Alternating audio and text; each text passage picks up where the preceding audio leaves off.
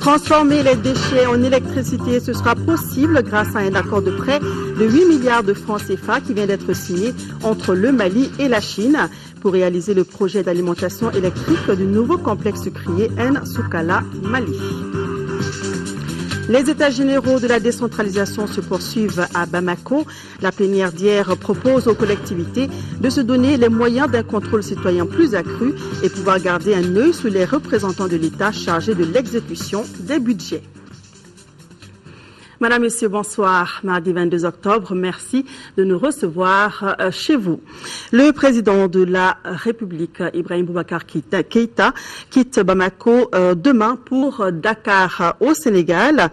À l'occasion donc de ce voyage présidentiel, le protocole de la République invite à l'aéroport international de Bamako, Sénou, demain mercredi 23 octobre, les membres de la délégation présidentielle à 15h, les membres des corps constitués désignés à 15h30. Le décollage de l'avion présidentiel est prévu pour 16h. Vous le savez, hier, le Premier ministre était à Tombouctou où il a lancé la campagne de retour à l'école. Juste après, Oumar Tatamli est allé visiter le camp militaire et quelques infrastructures comme l'Institut Ahmed Baba. Sur place, le chef du gouvernement a rassuré, des dispositions sont en cours pour améliorer les conditions de travail. Le récit de cette visite avec Adama Djimdi. En marge de la campagne de retour à l'école, le Premier ministre a saisi l'opportunité pour visiter certaines structures, dont le camp militaire de Tombouctou. Oumar Tatamli a pu apprécier les dégâts causés par l'attaque dont l'armée a été victime le 28 septembre dernier. C'est un honneur et une fierté de recevoir des grandes autorités de la nation, telles que le Premier ministre accompagné de deux ministres. Et ça réjouit, on est très content. Ça a permis de montrer exactement les méfaits de l'attaque des djihadistes et surtout son passage à galvaniser davantage la troupe placée sous mes ordres. J'ai donné des instructions pour que des évaluations soient effectuées. Donc la direction nationale du génie sera saisie à Bamako de façon à ce qu'une mission soit envoyée afin que les dégâts fassent l'objet d'évaluation. Des ressources ont été constituées pour le renforcement du théâtre des opérations en matériel roulant. Et donc, dans ce cadre-là, il sera possible également de procéder à un nouvel équipement du camp qui a perdu un certain nombre de matériel, comme j'ai pu le constater moi-même sur place. Il faut saluer l'héroïsme de notre armée. Le moral est bon et la vigilance est de mise. Le chef de gouvernement a également visité l'Institut Ahmed Baba où plus de 4000 manuscrits ont été détruits par les occupants. La dernière visite a été réservée à l'Institut de formation Égir, un établissement délocalisé à Bamako suite à la destruction de ses locaux par les terroristes. Oumar Tatamli s'est dit disposé pour la reconstruction. Mon attention avait été attirée sur cet état de dégradation qui n'a pas permis que la rentrée ait lieu par les notabilités et les autorités religieuses de la ville. Nous prendrons les dispositions pour que les réhabilitations soient effectuées. Normalement, le lycée est couvert par les ressources qui ont été mises en place. Je m'en assurerai à Bamako. Les dispositions seront prises pour que le lycée soit réhabilité. Cette première visite à l'intérieur du pays a permis au PM d'apprécier les réalités des forces armées de sécurité et celles du monde de l'éducation. Le Premier ministre est rentré hier de Tombouctou cet après-midi ici à Bamako, où Oumar Tatamli a accordé une audience au Dr Wang Fad, président directeur général de la Banque Import-Export Exim Bank de Chine. Avec le chef du gouvernement, il a été question des projets financés par l'institution financière. Compte rendu de Nando Dambélé. À la tête d'une importante délégation, le Dr Wang Fad, président directeur de la Banque d'importation et d'exportation de Chine, est en séjour dans notre pays depuis 48 heures. Cette fois, je visite le Mali, c'est surtout pour discuter avec les ministères concernant pour les projets entre nous deux parties dans le cadre du prêt concessionnel. Avec le chef du gouvernement, le patron de la Banque d'exportation et d'importation de Chine, Exim Bank, a fait le point de quelques grands projets financés ou à financer par son institution au Mali. Il s'agit notamment de la pose de la fibre optique, de la réalisation de la centrale hydroélectrique de Gouina en cours, le projet d'extension de la nouvelle cité universitaire de Kabbalah et du deuxième volet du projet de construction de la route Bamako-Ségou. La Chine et Mali se trouvent très loin, mais notre cœur se relie très étroitement. Donc, tout à l'heure, j'ai une conversation avec le Premier ministre très amicale et nous avons discuté, changé des opinions sur les projets dans le cadre du paix concessionnel et nous avons aussi discuté de nouveaux projets entre nos deux pays. L'expertise chinoise pour l'exploitation minière au Mali a été également abordée. Une expertise qui n'a d'ailleurs jamais fait défaut quand on sait que la Chine est l'un des partenaires du Mali respectueux de nos valeurs. La coopération entre le Mali et la Chine se renforce donc avec la signature ce matin d'un accord de près de 8 milliards de francs CFA. Cette somme servira à réaliser le projet d'alimentation électrique du nouveau complexe sucrier Nsoukala Mali. Une somme mise à la disposition de la société sucrière par China Exim Bank pour obtenir de l'électricité à partir des déchets de la canne à sucre. Les précisions de Mamadou Bagayoko. Entreprise agro-industrielle et commerciale, le nouveau complexe sucrier Soukala SA bénéficie d'un prêt préférentiel de 8 milliards de francs CFA de la part de China Exim Bank. À cet effet, le Mali et la Chine ont signé un accord cadre qui permet de réaliser un projet ambitieux. Pour le premier semestre de l'année 2013, il a planté 3570 hectares de canne à sucre et produit 3000 tonnes de sucre et 200 000 litres d'alcool. Le projet de l'alimentation électrique pour l'irrigation du Nsoukala consiste à mettre en place un réseau électrique centralisé, ce qui permet d'économiser environ 5 milliards 900 millions de francs CFA par an.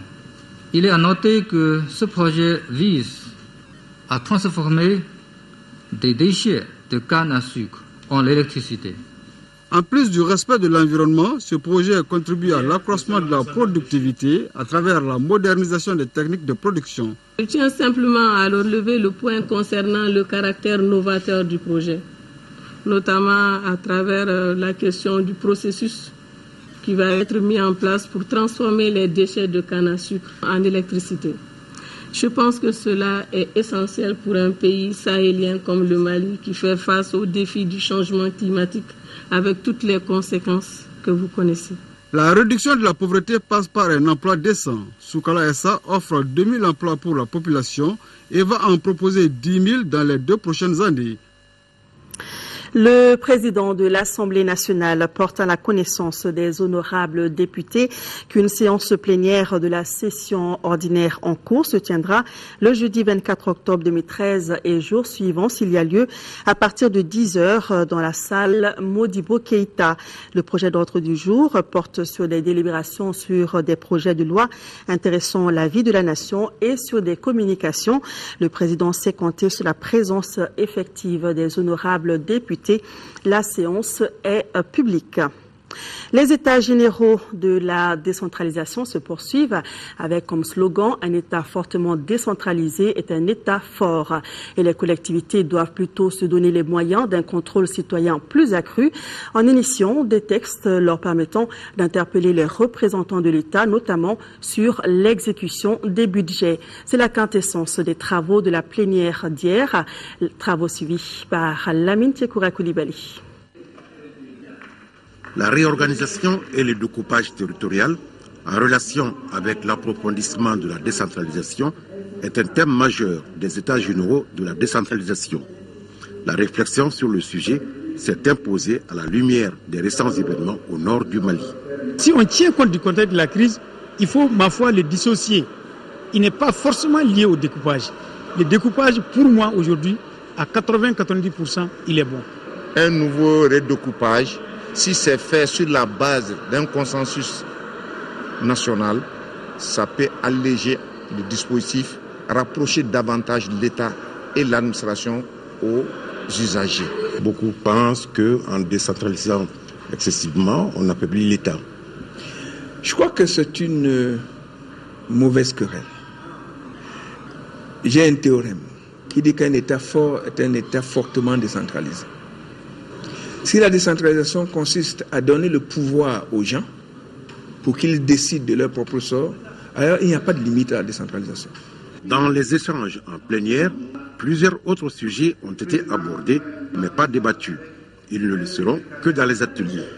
Transfert des compétences et des moyens aux collectivités, place et rôle de la femme, la prévision des traitements salarial pour les maires ou encore l'instauration de l'élection des préfets et des gouverneurs de région. Que je suis contre l'élection. Faisons déjà ce que nous devons faire. Si j'entendais ici, faisons des aménagements si ceux-ci n'existent pas, pour que les textes donnent le droit au conseil communal, au conseil de cercle, à l'Assemblée régionale, de faire des interpellations comme l'Assemblée nationale fait des interpellations du gouvernement et de ses ministres. Essayons d'abord d'avoir des dispositions pour renforcer le contrôle citoyen avant d'aller vers des élections tous azimuts.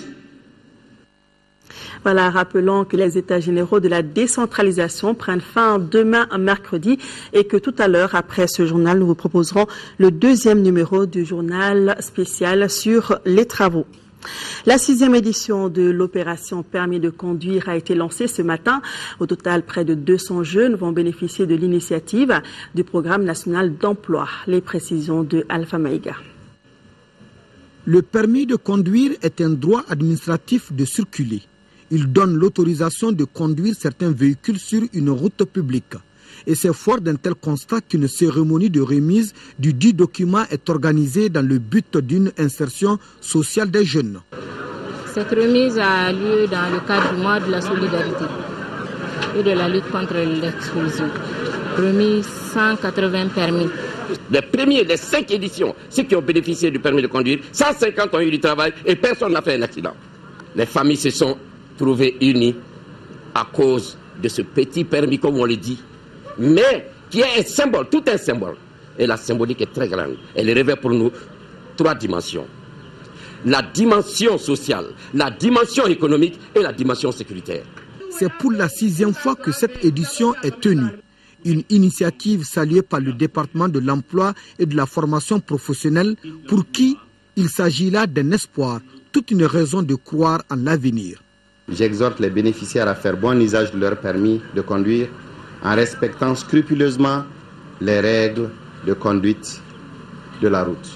L'acte posé par le Programme national d'action pour l'emploi en vue de la réduction de la pauvreté n'est pas seulement le fait de prendre la route, mais de savoir partager la circulation avec les autres. La réduction du taux de chômage des jeunes à travers la création d'emplois dans les secteurs de production agro-silvo-pastorale. Il en a été question au cours de l'atelier sous-régional sur la formation technique et professionnelle liée aux filières économiques qui s'est ouvert ce matin ici à Bamako. Il est organisé par l'ONG ICO Coopération et regroupe une vingtaine de participants venus des ONG partenaires du Mali, du Burkina Faso, du Sénégal et du Bénin. Moussa Fane. Pour promouvoir des politiques publiques plus favorables à la formation professionnelle et à l'emploi des jeunes en milieu rural, l'ONG ICO veut mettre l'accent sur une nouvelle phase de développement aux côtés du gouvernement du Mali. Il s'agit de créer un lien entre le programme éducation et celui du développement économique et durable. Cette rencontre devra mettre tous les partenaires au même niveau d'information. Les actions seront très concentrées sur le développement des connaissances et compétences afin de contribuer directement au développement économique, à la création d'emplois pour tous, mais avec un œil spécial pour ceux qui souvent ont moins de chances et qui jouent un rôle important dans le développement économique, jeunes, les femmes et aussi les groupes marginalisés. Aujourd'hui, nous avons dit que dans le secteur éducatif, il faut faire un recadrage, une réorientation, une rectification du secteur éducatif vers le secteur économique. Pour le ministre en charge de la formation professionnelle, cette nouvelle orientation de ICO cadre bien avec la vision de son département. Le gouvernement du Mali s'est fixé comme objectif, à travers une stratégie de croissance accélérée, d'atteindre une croissance plus stable et plus créatrice d'emplois. Cette stratégie de croissance, axée sur le secteur agro-silvopastoral et la diversification agricole, fait également de la formation professionnelle une des priorités du gouvernement. Prennent part à cet atelier une vingtaine de participants venus du Bénin, du Burkina Faso, du Mali et du Sénégal. Hors de nos frontières, à Madagascar, à une semaine du premier tour de l'élection présidentielle, l'on assiste à une véritable bataille électorale par procuration. En effet, les deux principaux rivaux de la vie politique malgache, Ravalomanane et Rajoelina, s'affrontent à travers les deux favoris de la présidentielle. L'un est médecin, l'autre homme d'affaires. Point commun, ils sont tous les deux d'anciens ministres. Jean-Louis Robinson, ex-ministre de la Santé de Marc Ravalomanane. Hier, Radzonari Mampian, grand argentier d'Ange Razuel. Deux inconnus sortis de l'ombre grâce au soutien de leurs anciens patrons. Amateurs de meeting à grand spectacle, hier Radzonari Mampian mise sur une jeunesse malgache qui avait espéré le changement au moment du coup d'État de 2009. C'est un jeune et il veut aider les jeunes. Moi je l'aime bien parce que dans son programme il promet de créer de l'emploi et ça me plaît. Création d'emplois, lutte contre la corruption, le candidat multiplie les promesses. C'est pourquoi je suis là, pour remonter un peu la situation et participer à la reconstruction de ce pays. Si vous êtes élu, M. Razuel, sera quoi? Je ne sais pas, il faudrait lui demander. Moi en tout cas, si je serais élu, je serais président. Autre favori de cette campagne, Jean-Louis Robinson. Médecin au chevet d'un pays malade, le docteur Robinson promet des dispensaires, l'école gratuite, des infrastructures. Il fait le pari de rassembler les nostalgiques de l'ancien président destitué, Marc Ravalomanane. Marc Ravalomanane aurait dû finir son mandat. On veut notre revanche, mais d'une manière démocratique. C'est lui la solution qui va nous faire revenir notre père, Marc Ravalomanane. Car à l'unanimité dans la foule, c'est Ravalomanane qu'on réclame. Dad en exil en Afrique du Sud. Il reconnaît Dad, mais bon, Dad ne peut pas venir. Et quel sera son rôle en cas de victoire? Peut-être un rôle de conseiller. À chaque candidat, son mentor. Alors va-t-on assister à un duel par personne interposée? Pas sûr. Les Malgaches pourraient surprendre et choisir des candidats qui n'ont rien à voir avec les crises du passé. Place à l'actualité dans le monde, en bref, avec 4 sujets. En Californie, des poissons vivant à 900 mètres de profondeur ont été retrouvés morts au large, sans qu'on le sache comment. La Birmane Aung San Suu Kyi a enfin reçu son prix de la liberté de penser qu'elle avait obtenu en 1990. En Syrie, le président Bachar al-Assad a annoncé qu'il se représenterait à la présidentielle de 2014. Et tout de suite, les images terrifiantes de l'attentat suicide commis hier par une passagère dans un bus en Russie et qui a fait 6 victimes. Attentat meurtrier dans un bus à Volgograd, dans le sud de la Russie. Au moins 6 personnes ont été tuées en plus de la kamikaze.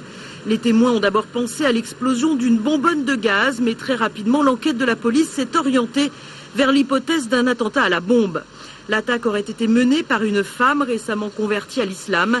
Les enquêteurs évoquent le nom de l'épouse d'un dirigeant islamiste daguestanais.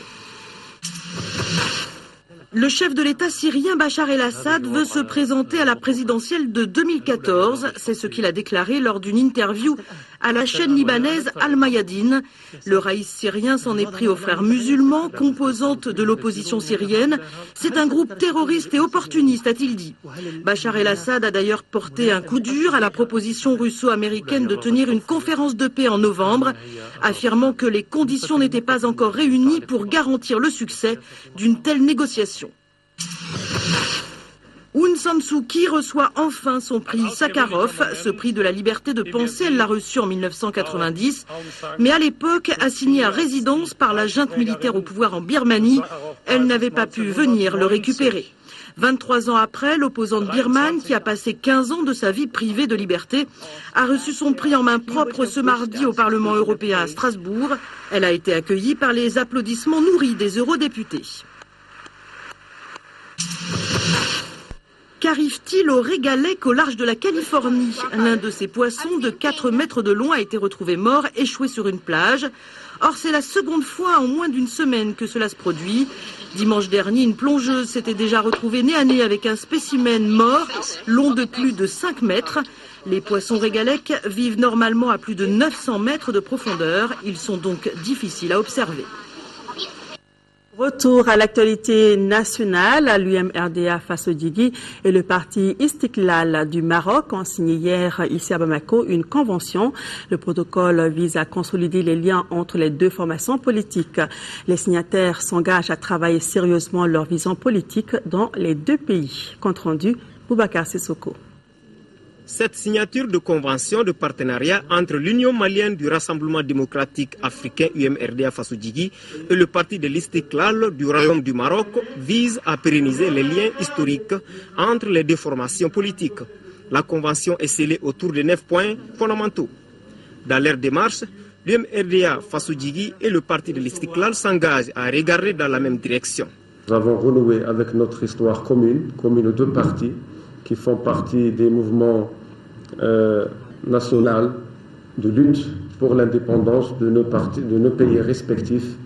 Et à travers cette convention et à travers cette rencontre, nous visons bien sûr à renforcer davantage et prendre en considération cette histoire commune. Cette signature rouvre le chemin balisé par les premiers dirigeants des deux partis qui ont conduit le Mali et le Maroc à la souveraineté internationale. Nous sommes aujourd'hui tous interpellés par notre héritage à indiquer à l'Afrique les voies nouvelles de la rédemption, à réfléchir en puisant dans notre passé commun. Les anciens du comité de sages du parti l'UMRDA Faso-Djigui ont salué l'initiative.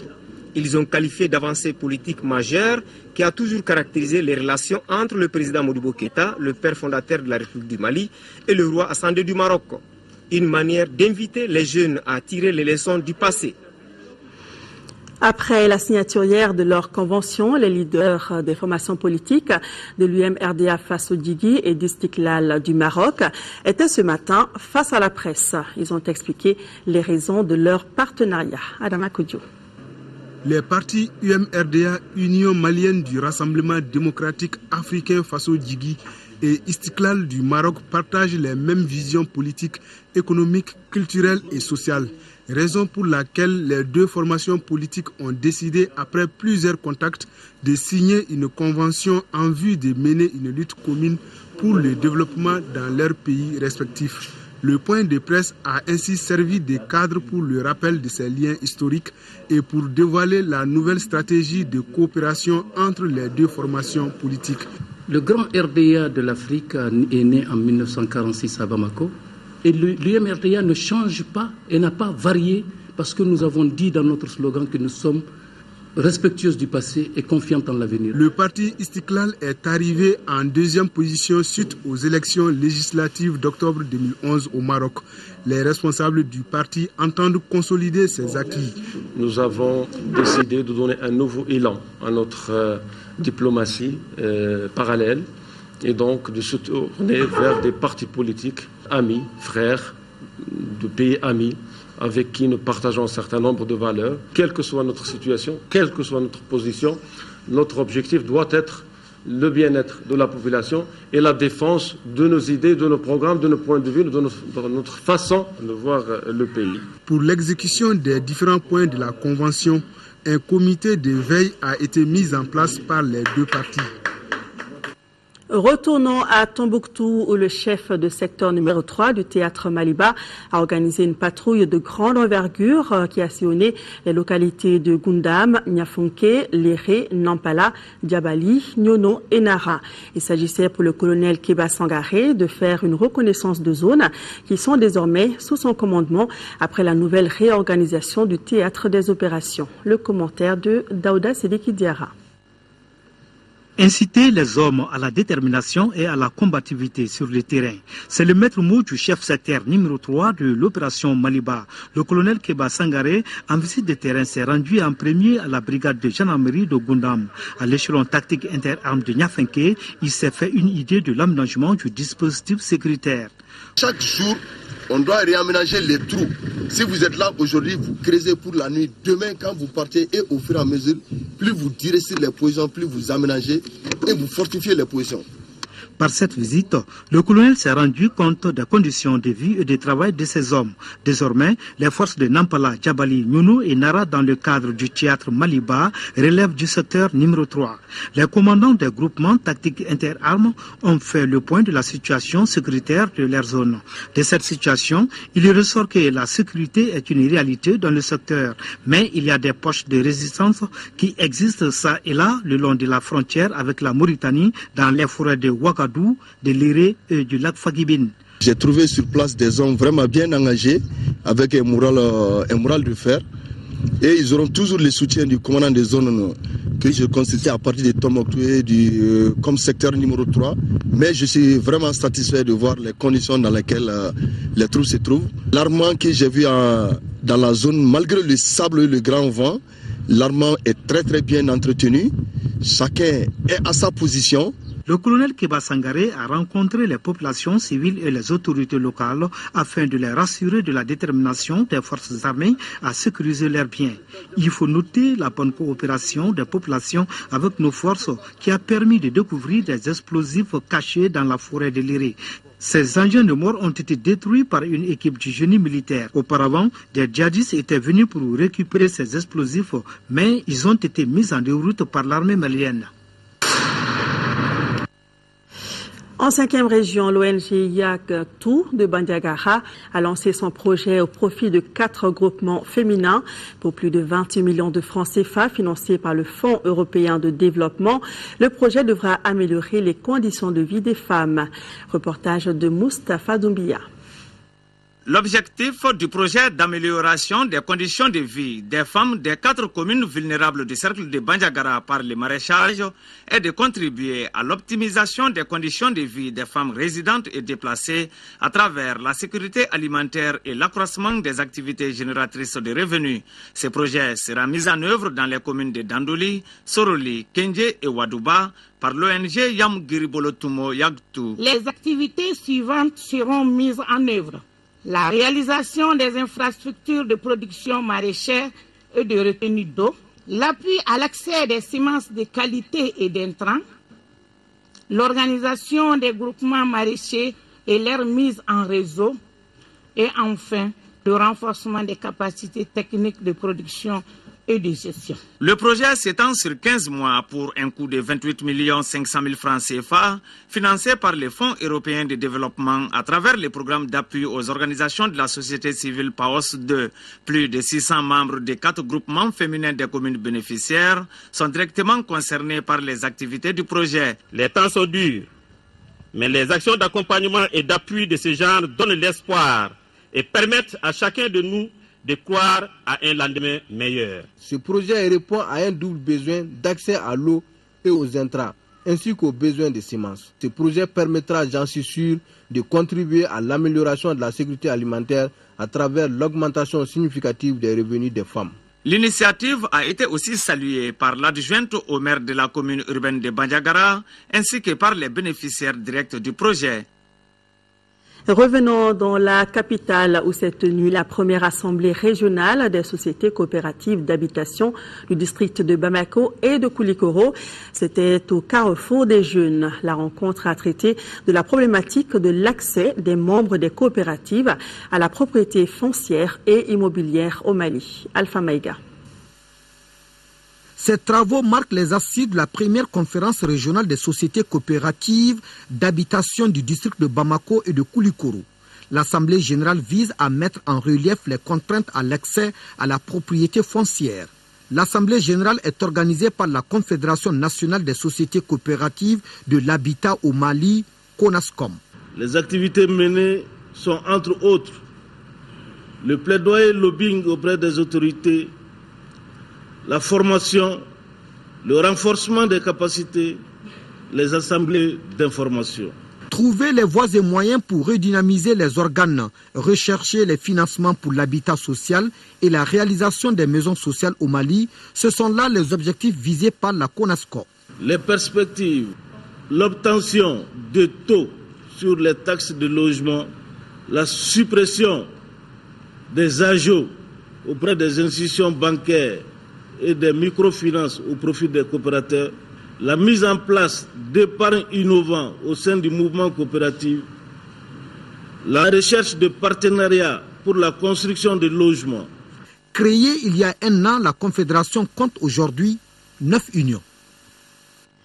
Certains pèlerins sont déjà de retour à Bamako pendant que le séjour des pèlerins maliens de la filière gouvernementale se poursuit à la Mecque.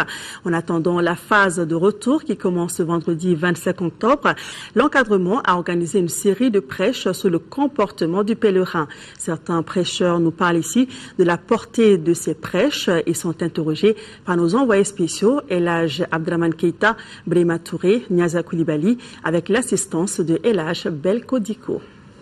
Nous savons que le pèlerinage est le 5e pilier de l'islam, certes c'est vrai, mais son accomplissement consiste à affermir la foi du croyant. Et ceci étant nos compatriotes ayant payé tant d'argent pour venir accomplir ce devoir religieux, nous devons de les accompagner même au-delà de son accomplissement. Et cet accompagnement, en quoi ça consiste?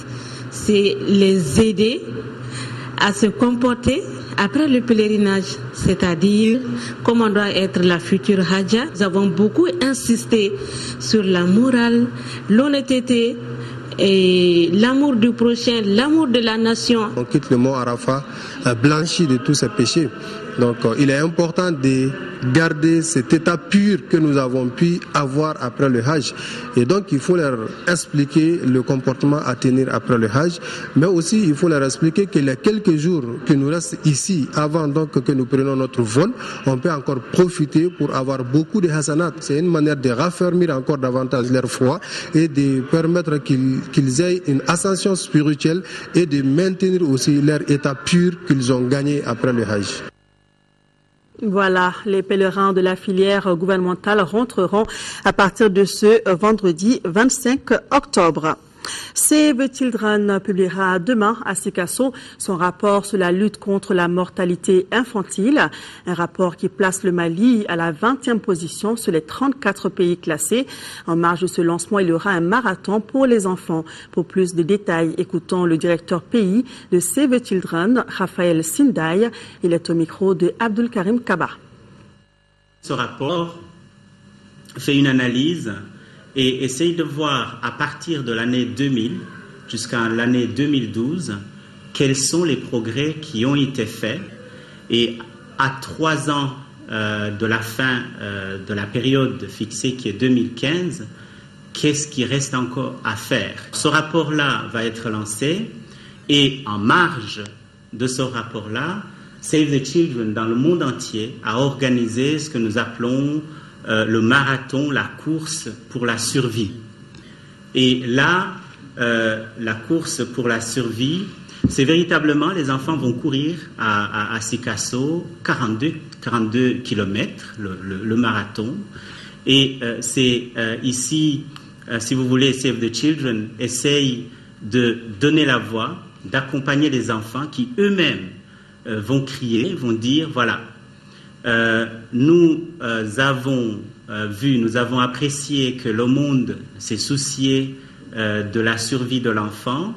En 2012, le monde a fixé des objectifs de la réduction de la mortalité infantile.